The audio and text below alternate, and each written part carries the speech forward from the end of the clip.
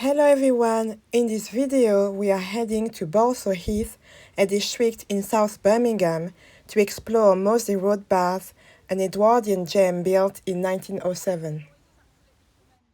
This historic tour will be led by Janet Lewis, a member of the Friends of Moseley Road Baths.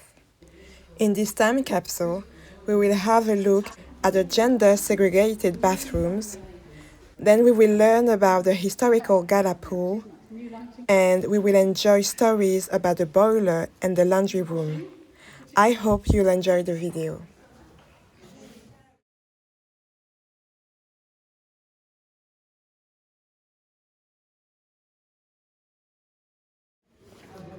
Nice to meet you. I'm Janet Lewis. I'm a friend of the Moseley Road Baths. Welcome to the Moseley Road Baths, and I hope you're going to enjoy this little tour. I shall endeavour to stick to 45 minutes. Give me a heads up if you're anxious to leave. Right, thank you for wearing your mask if you want to. It's available. I'm afraid my voice has gone a bit, so I've been shouting through the mask, so I hope you're okay with that. We'll try and keep our distance, but stay together as a group. I don't know quite how we do that, but anyway, I'm sure we can work it out. There has been a risk assessment done for this, and a lot of work done on making sure that it is safe for us to meet together and to do these tours. Nevertheless, this is an ancient building and it has hazards all over the place, so please do take care of yourselves. For example, this floor has recently been cleaned after a lot of renovation work was done on the ceiling, and it is rather slippery. Again, we should be going up some stairs which are not as wide and as safe as that. So again, do hang on, look after each other. There's also a place where there's an overhead beam, you need to sort of be careful, particularly if you're a basketball player. So we'll try to then go on the last but not least of the groups then. Right, first point is that we're going to go back out on the street. Hopefully there aren't quite as many ambulances going by, and we'll have a look at the frontage of the building and talk about that, and then we'll come inside again. So if you'd like to follow me, we'll go back out again and see how we do.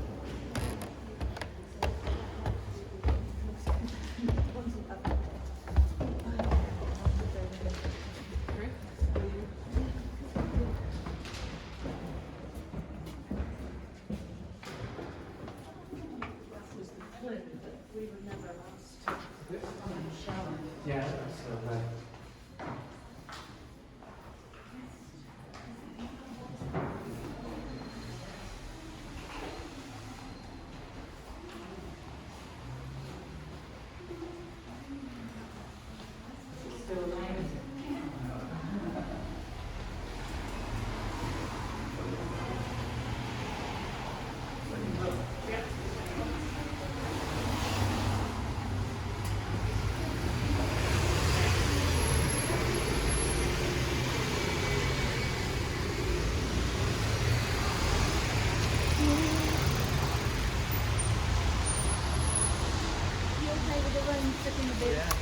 Sorry about that. Come a bit closer. The noise is absolutely tremendous. Let's have a look at this wonderful facade here, which is the swimming bath and then the Balsall Heath library. It's all the same architecture, it's all harmonised. Although they were actually erected slightly differently. So the busts date from 1907. So we've had a centenary more than 100 years. 1907. If we just think of what was happening there, we're talking pre-World War I, we're talking long dresses, bull hats. Birmingham was beginning to spread, develop, expand, booming industry. And this was not actually part of Birmingham, this was part of Balsall Heath. It was a separate borough. And Birmingham wanted to expand and develop, and they put a proposal to the people who were able to vote at that time, which was only ratepayers, and asked the ratepayers of Balsall Heath, would you like to become part of Birmingham? And they gave them a little inducement, which was, if you join Birmingham, if you vote to join Birmingham, we will build you a swimming pool. So the politicians were quite clever in offering a sweetener. Yeah. And so they went ahead and they built the library. The library went off okay. And it was actually approved in 1890, the ratepayers.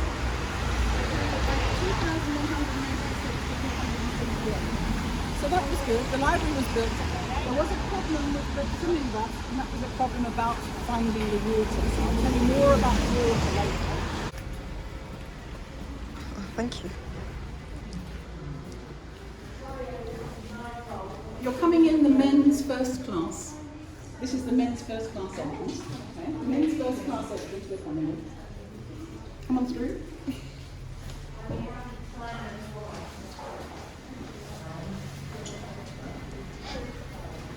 Is your black bag? Yes.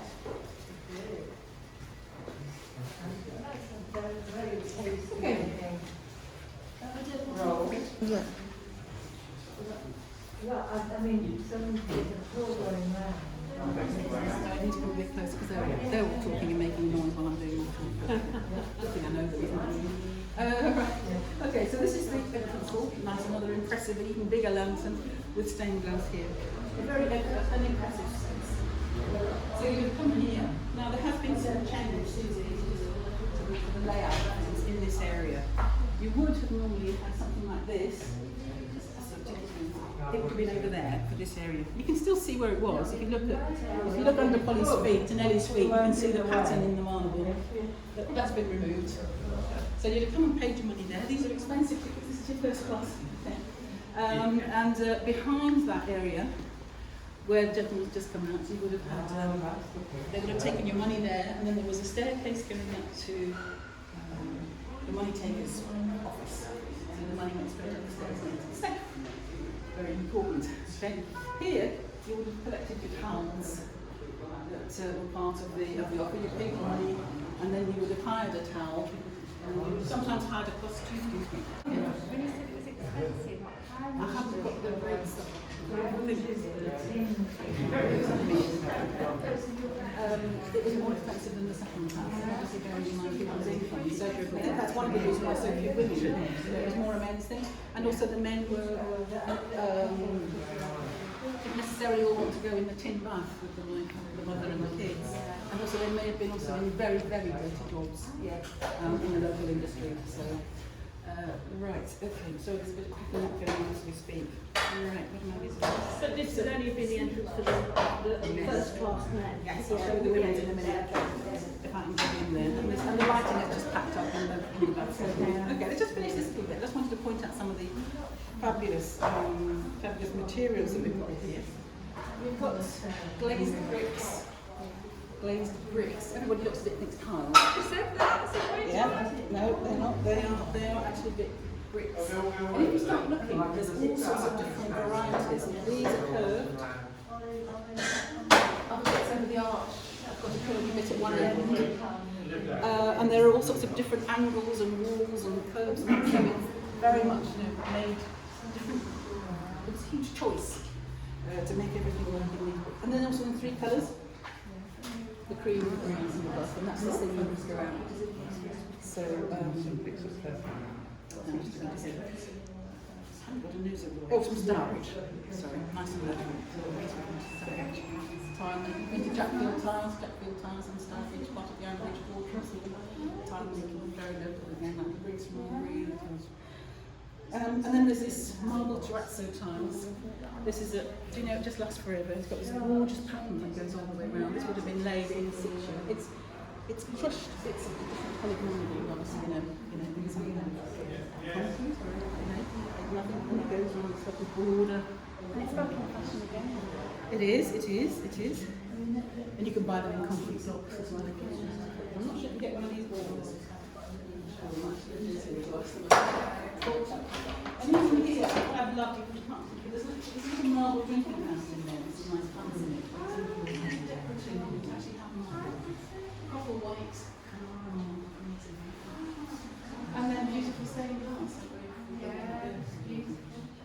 So then your choice, once you paid your money, you've got your towels and things, was I'm going to go into the wash baths in the bathtub, give yourself a soak from there, and then, or you're going to walk around here to the first class pool. Okay. And then you just, because we're such a small group, you do a quick peek here, which is actually a working space for staff. Just give you a feel for it, because it's got some lighting in here. Yeah.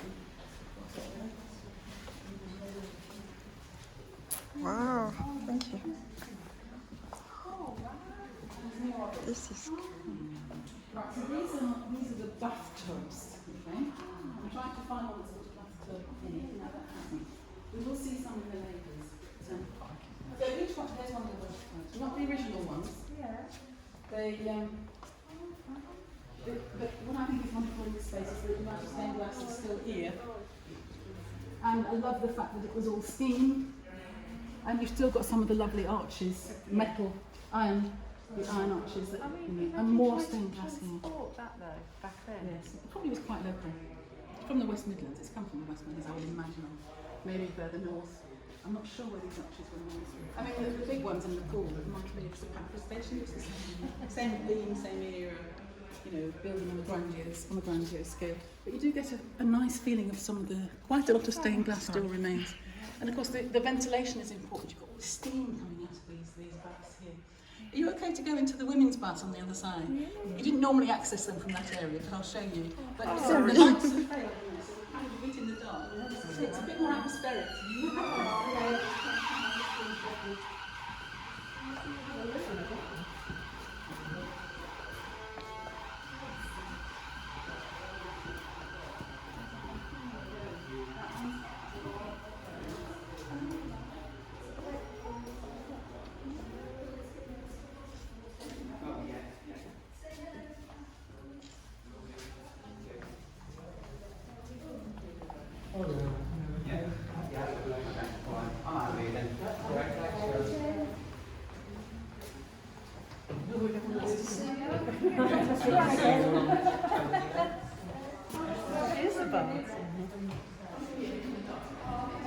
Oh yeah.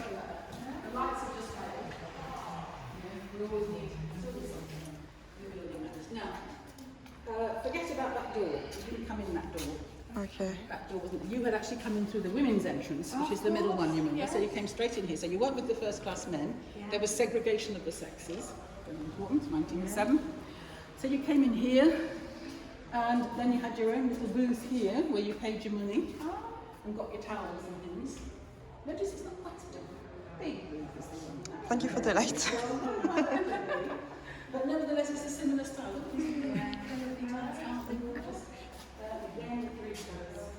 So this is the women's baths. The whole ethos of the pool was about keeping yourself clean as much as it was about swimming and exercise. There are still, there were many baths in Birmingham. People did use baths, and there were lots of local ones. Most of them are gone. And this one is kind of just exceptionally grand. And also, it's remarkable in that way, and secondly, because it has survived with swimming since 1907. Swimming has been maintained, not in two pools as it used to be, in one pool for quite a long time, since 2003, but nevertheless there has been swimming since 1908. It was opened officially in 1907, swimming started in 1908.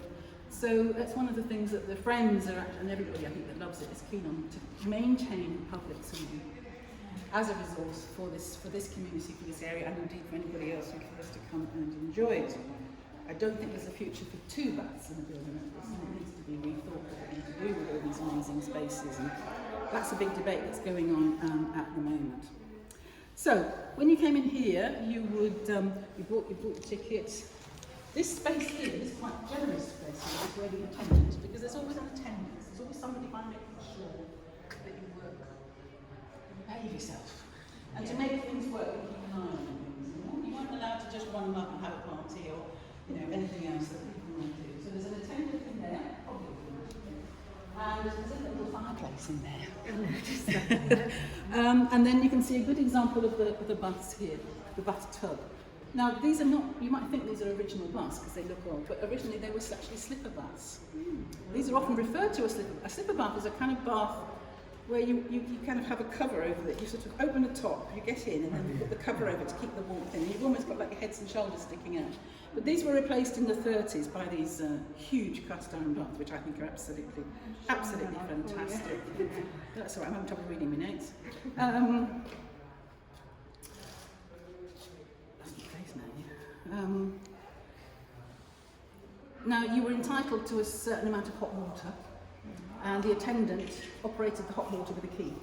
So you were in your bath, you came along, I think it's a she, and turned it, and that gave you your amount of hot water, which was always very, very hot.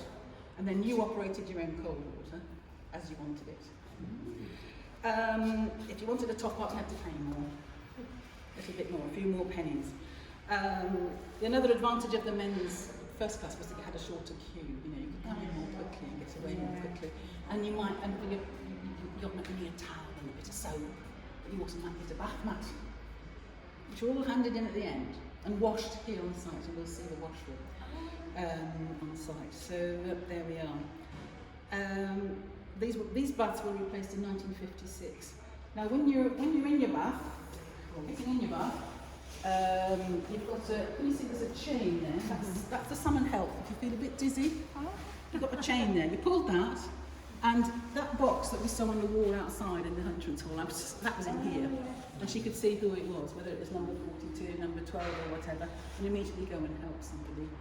I don't know whether they'd managed to step out of the bath immediately, but to help you step in and step out, that rather sad looking rope was actually there for every cabin, and you actually had a ball on the end of the rope. Because actually they're quite big baths to climb in and climb out of, you know, and if you're getting on a bit in years, I know the feeling, you know, I could do with a rope at home, I really could, you know. Most of them have been removed, I'm afraid. Now the use of these baths actually obviously declined. How did it decline? Lots of houses were demolished. We also had a huge clearance programme. People had their own baths inside. There wasn't such a huge necessity, but there are still plenty of people walking around Birmingham who can remember coming here for baths, because the men's second class baths, it was the last to remain open in Birmingham, only closed in 2004, completely. And in its heyday, over 1,000 people per week were still using them, even by 1973, we have a number count for that. So it's still very much sort of in living memory, you know, of generations and things. So there's lots and lots of recordings that we've got on some of those panels of people who, you know, remember coming here as children, so it's really nice that we've got some recordings of that, you know, before that becomes history that's no longer being lived. So when you came in here, you could have your bath here, or you could decide to go straight to the second class pool. And you go for a swim, and then you've got a nice little tidy door. Again, wonderful materials, everything's in oak. The joinery is absolutely fantastic everywhere. And I should have pointed out to you the oak in the entrance hall as well, on those bearings. And even in here, you know, with that lovely curvy, that oak there. We've got a little shelf, we've got pegs, you've got your board to put your stuff on. And you can summon for help. What more could you want? No. And you have a nice big soak in a generous bath, you know. It's not like being in a modern acrylic one, is it? With this that narrow that way. And or you could go straight into the pool there. We're going to retrace our steps because that door isn't open and that area is different. But is that okay? Yeah. Are you hearing me okay? Yeah. Feel free, because we're small enough group. Interact with the door.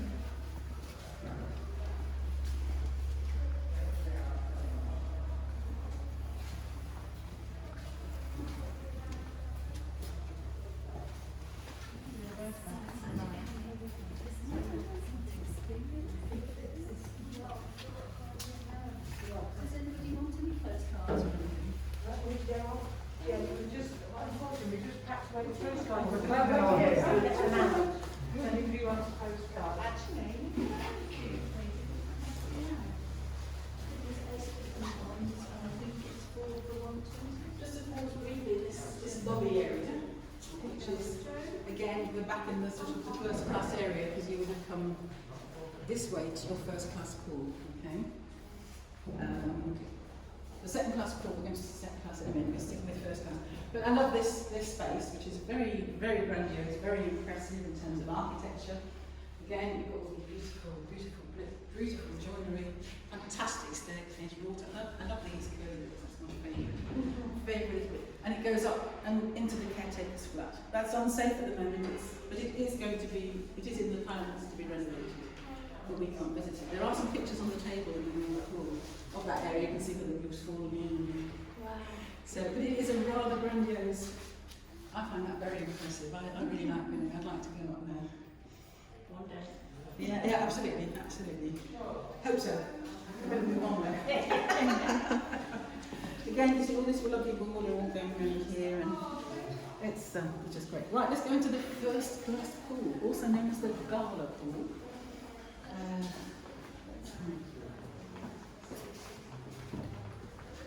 Oh, sorry. No, we should have gone to the second class pool first. let's go to the second class pool first.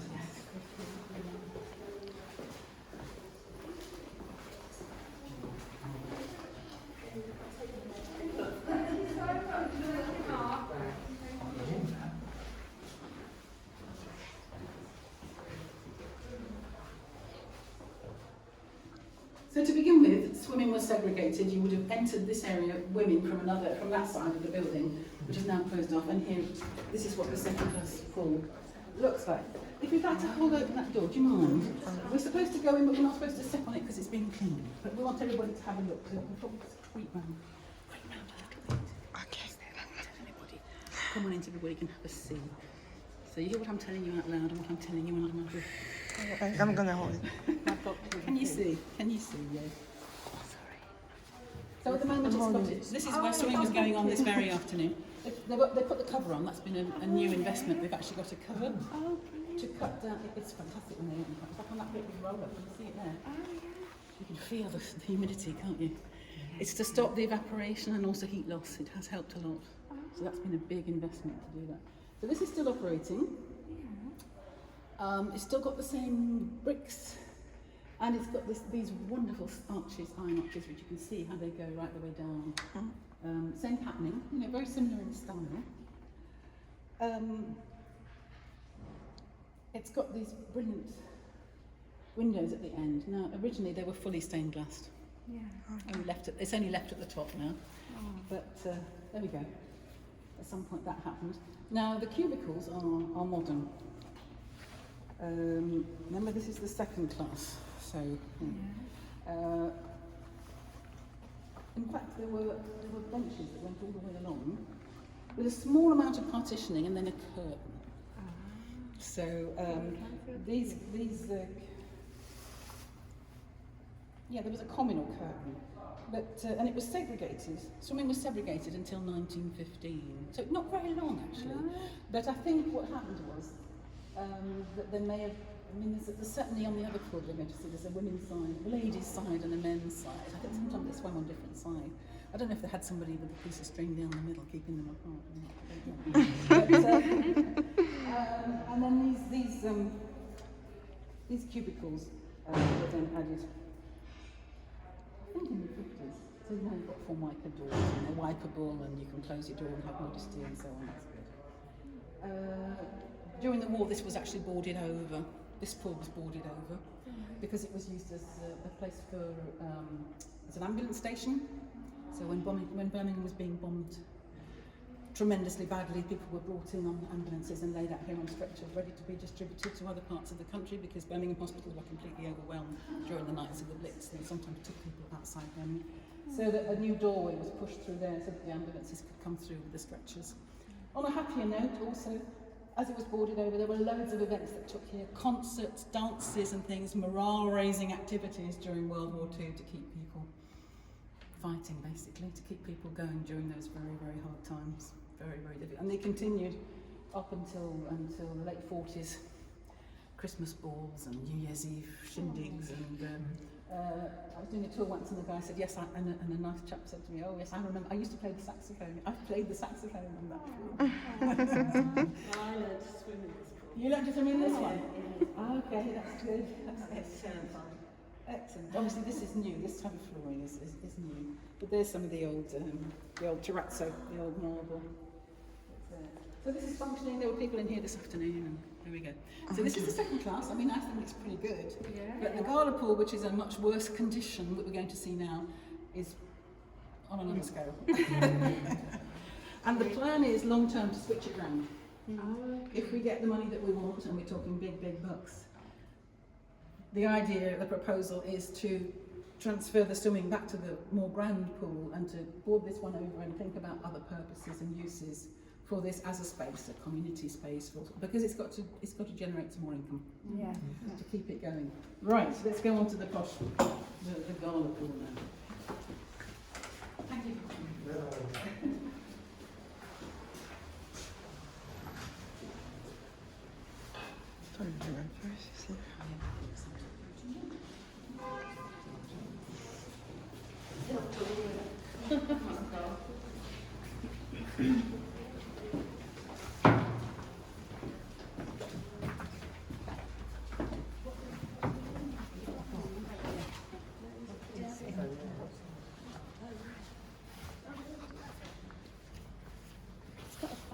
Everybody in?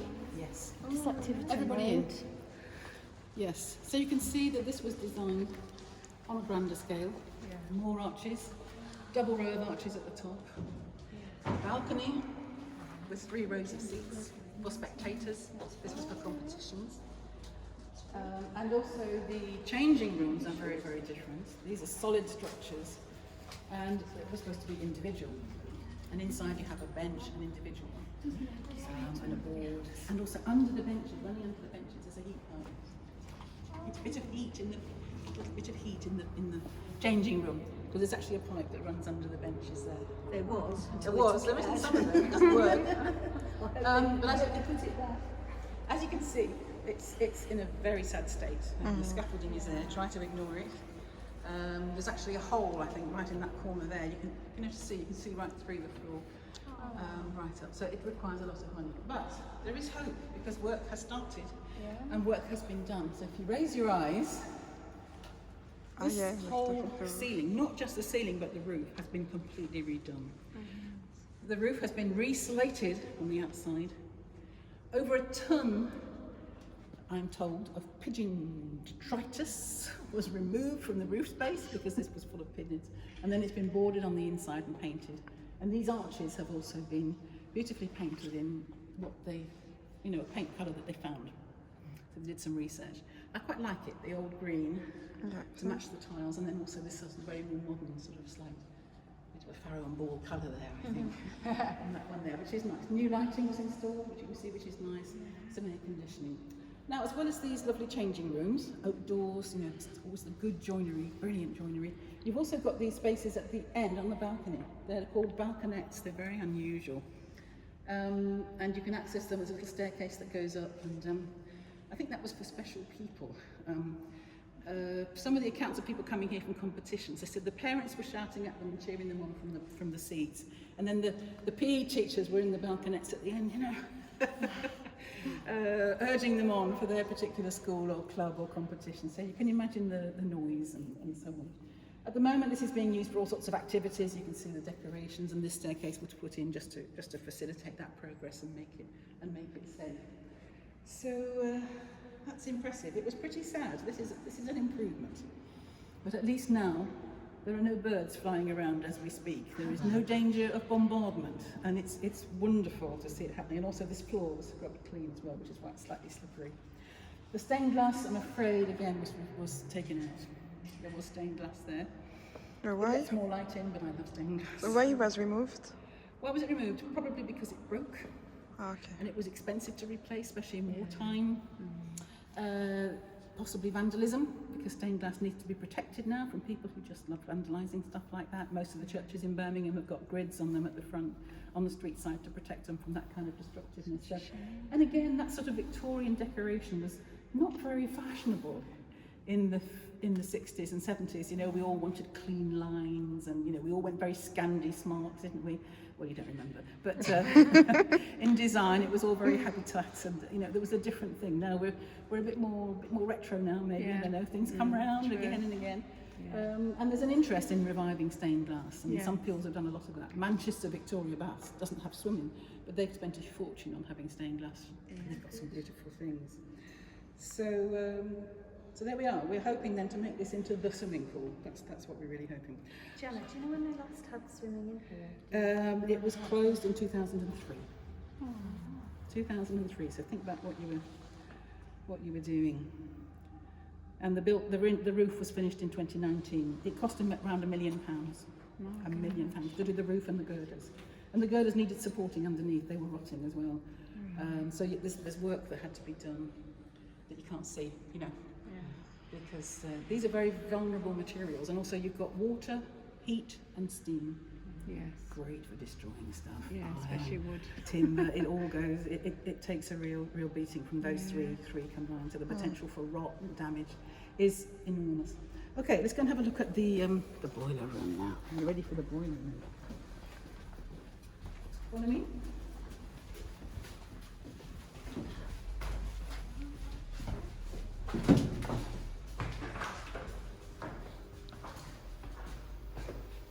Thank you.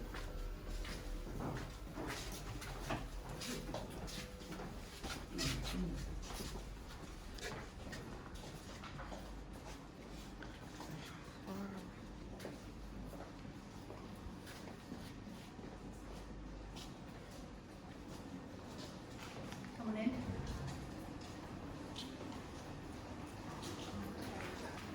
Come into this wonderful world.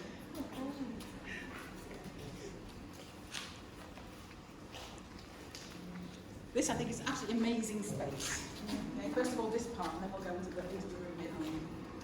But the nice thing about this bus is that occasionally things have been modified or changed to a more modern system, but they never take anything away. So everywhere you look, there's things that have been just sort of left. It's a part of its history that could be put back together again or named, or, you know, odd things, all these things, they never actually removed them, because of course they're not allowed to now, so this thing, but nevertheless. So we're now at the heart of the matter. The boilers, the engines, and they have to heat the water, originally for 2 swimming pools, and for all the wash, the baths, the men's baths and the women's baths, all that bathing that was going on all the time. So, and also for the laundry room, which we're going to see in a minute, because people came here to do their laundry. And there was a lot of pool laundry to do as well, all those towels and swimming costumes and foot mats and all the rest of it that had to be washed every time. So these were the key chappies. Originally, of course, powered by coal, like the rest of Birmingham, coal-fired. So huge quantities of coal had to be brought into the yard at the back and came in through this door here. And some of it was piled up here, and then chaps had to feed them all this. There's no other way to do it in those days. A lot of jobs here, a lot of work here, a lot of hard graft in keeping these things fed and in maintaining them. So it was 900 tonnes of coal per year, 900 tonnes of coal per year to keep these chappies going. And a lot of ash, huge amounts of ash had to be deposited out the back as well. Now in 1956 there was the Clean Air Act. So coal is the state of the air pollution, we're talking about it now in Birmingham, but in 1956 the Clean Air Act decreed that these chaps had to be replaced, had to be changed to oil. That was in 1960, and again it was changed again in 81 and 83 to oil. Sorry, to gas. So coal, oil, gas. Thank you. I'm glad you're awake. And again, now it's one of the things that in the sort of planning, long-term planning, we have to be conscious of whether we are, how efficient our heating system is, and you know whether we could be less polluting and less expensive. So there, and of course that would mean probably replacing, renewing again, a big injection of money. So we're talking about a big money pit here, what my father used to call a money pit. Loads and loads of money is needed to do this job properly. But nevertheless, it's impressive.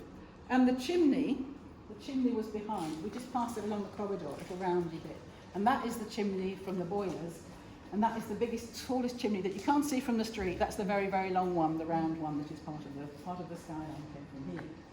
So this was the boiler part. This was the coal. This was your fuel. Don't ask me what that tank does exactly because I don't know. And there's lots of packets of stuff and mysterious drums of chemicals that I do not know anything about. And lots of gate valves that seem to be doing things. These gates have been recently put on. That's a modern addition. If you want to, we're just going to have a look in here. A rather small space, but I think it's quite interesting. This is so the guys know what the temperatures are as well, and what they're aiming for.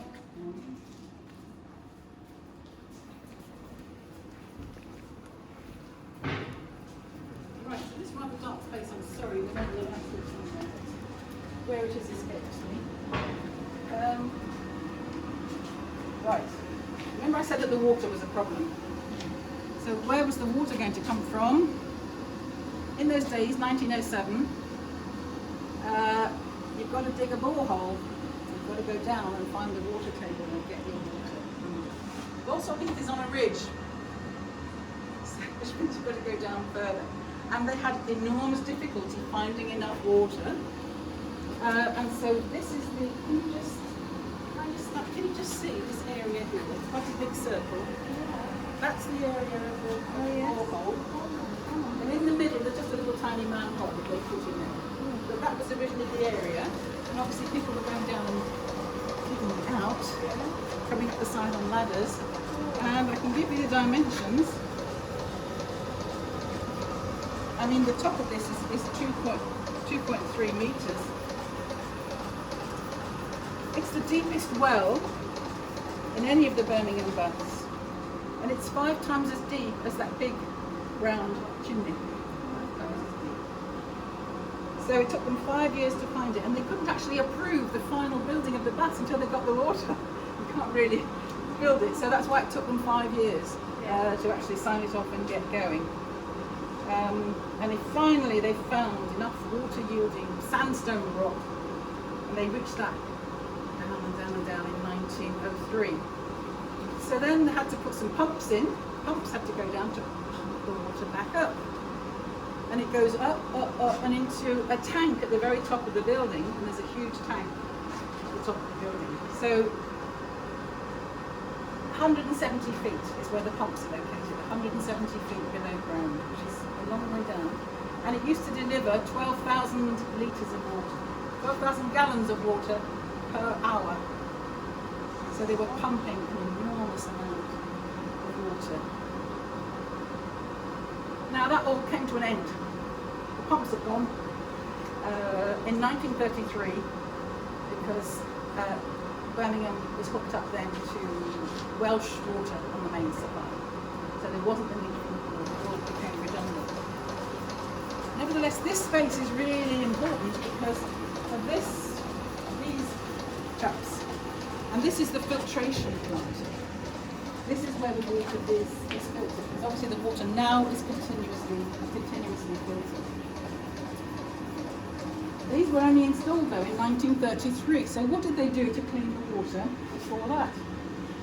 Well, from time to time, the pool was closed and the pool and it was refilled, but you had to close for at least 24 hours to empty everything and refill it.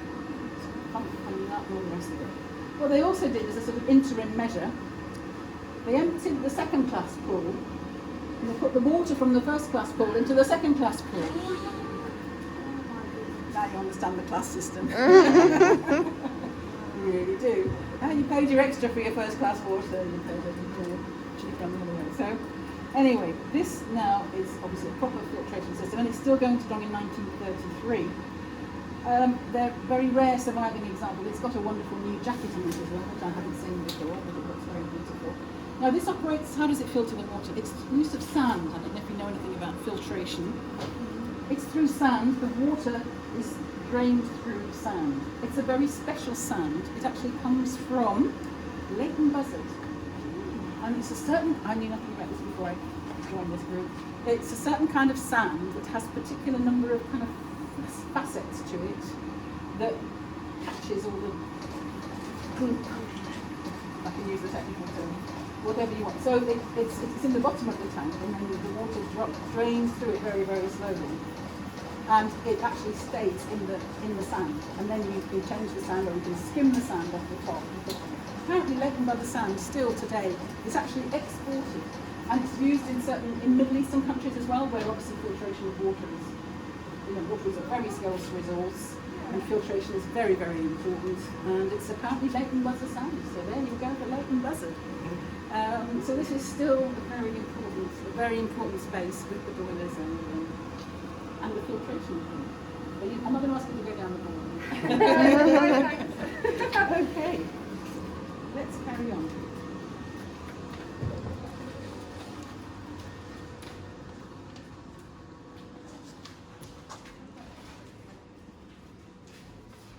everybody okay? Yep. I'm just going to take you now to the last place, which is the laundry room. Okay, we're going to go up a flight of stairs, very narrow and a bit grubby. Okay. Thank you for the warning. That's it. Don't you love all these dials in here? That's what they mean. They're wonderful. It's like being on a spaceship. This is the base of the chimney. This is the base of the chimney. That's to the cellar. Up here. Hold on tight, it's a bit grubby.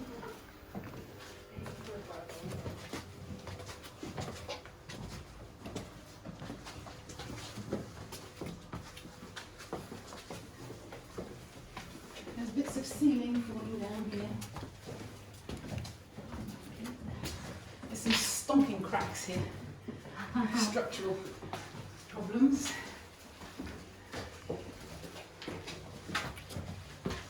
Water coming in.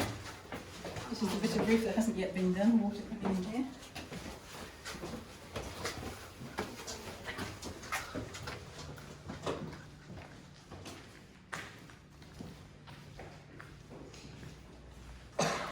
This is amazing. And a bit of dirt and pigeon stuff, so no. Now you've got to use your imagination here. What a big space. Impressive. So this was the laundry room, where laundry was done not only by the staff of all the materials that were used in the pool, towels and stuff, but also people came in from around and they had communal washing.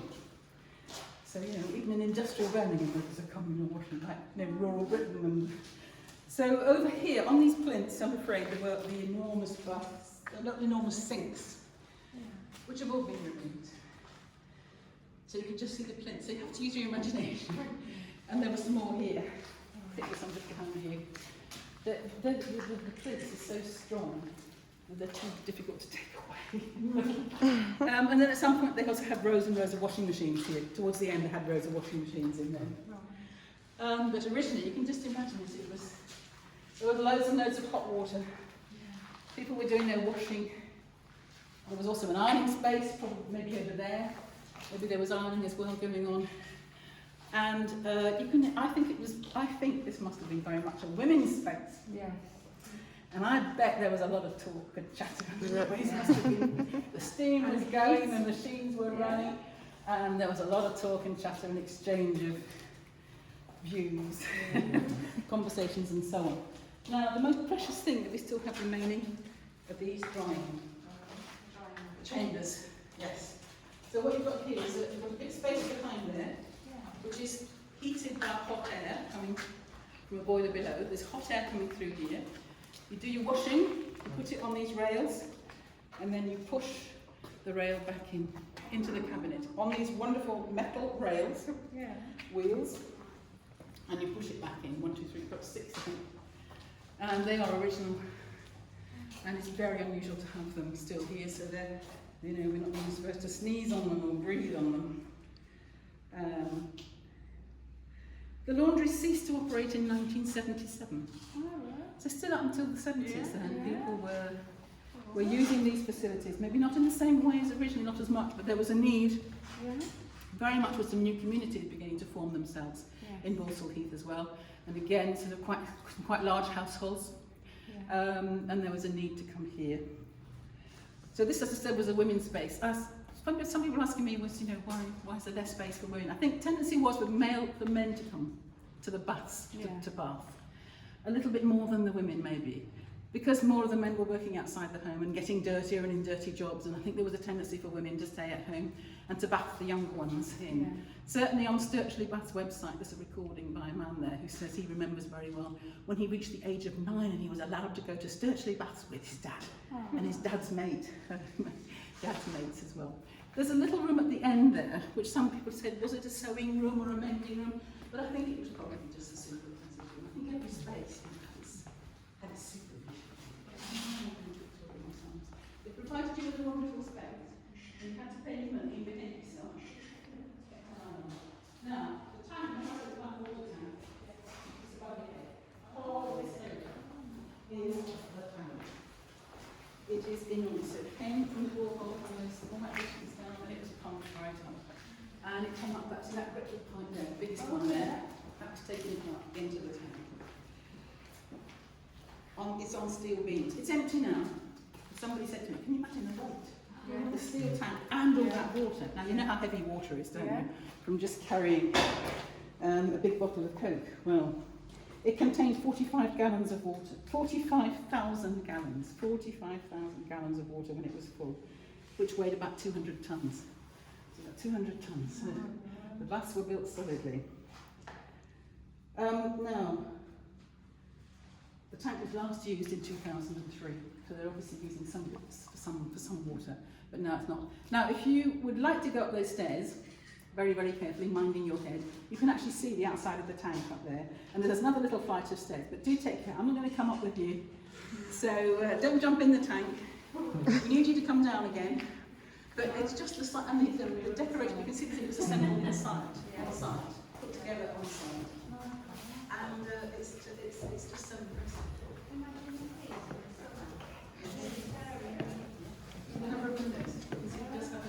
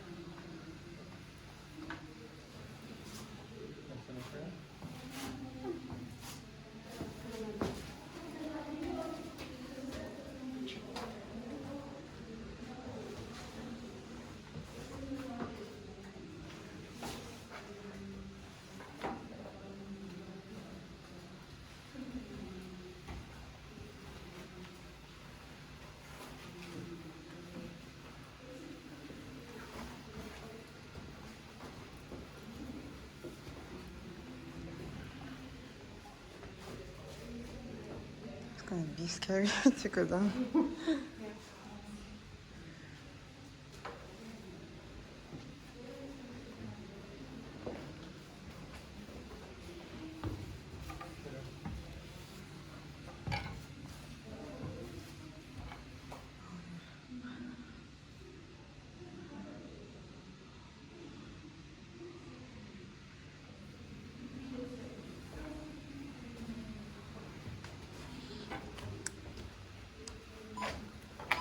very open and fair, and I think that's quite important these days.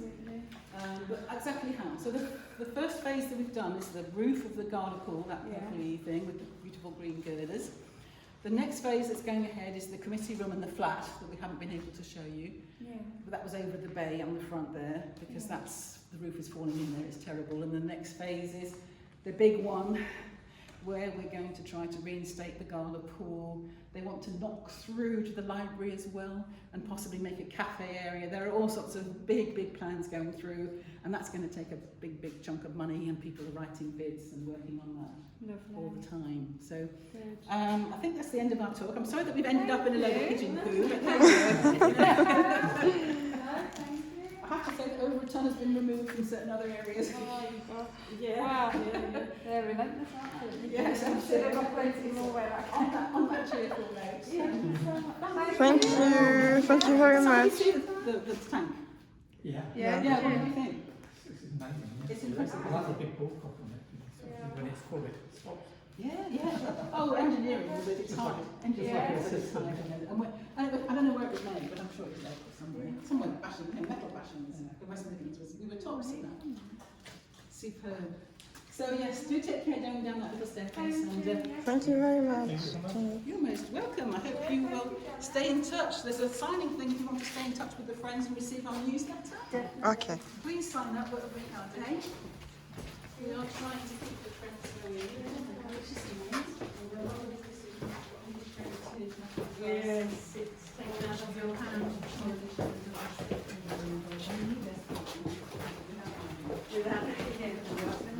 I always thought that this staircase is a little bit narrow because it was only for women and stuff. And the doorways on the way down, they're incredibly narrow. Was there kind of lift to get them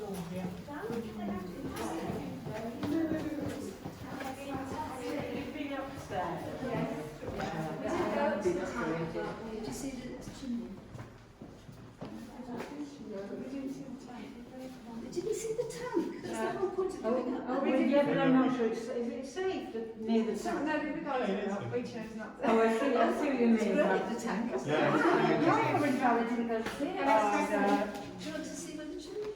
Yes. Oh my goodness. Oh my goodness. Where do we put the coal in? Oh my gosh. Don't know if they did that, but that's the chimney anyway. It's part of the chimney, it's to clean up, it's to make sure, to inspect the chimney. I don't think we've swept up there. We've had lots of warning about muck. Awful. Say bookings for Christmas.